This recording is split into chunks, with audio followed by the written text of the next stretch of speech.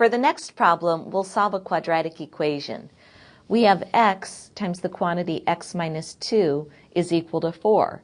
Now notice we cannot use the zero product principle in this case because the right-hand side is not set equal to 0. So what we need to do is to distribute on the left-hand side. When we do, we'll have x squared minus 2x is equal to 4. In order to solve this quadratic equation, we'll put it in standard form by subtracting 4 from both sides.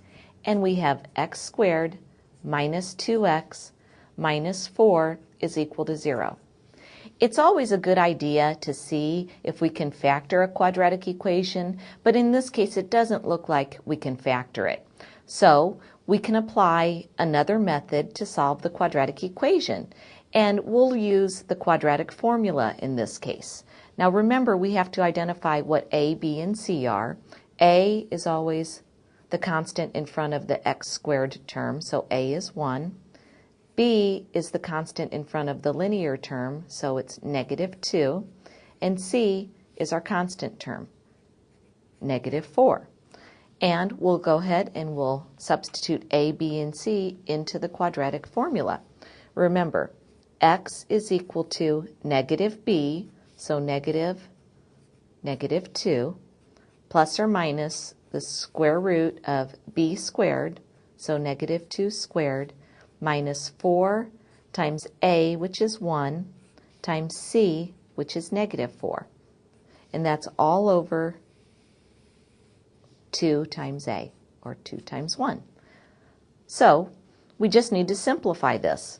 So x is equal to negative of negative 2 is positive 2, plus or minus the square root of negative 2 when we square it is 4, minus 4 times 1 times negative 4, that will give us positive 16, and that's all over 2.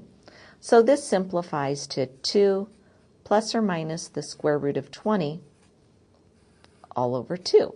Now let's simplify the square root of 20. We'll do that over here.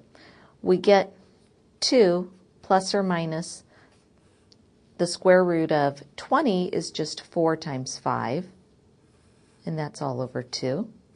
So the square root of 4, notice, is 2. So this becomes 2 plus or minus 2 times the square root of 5 all over 2.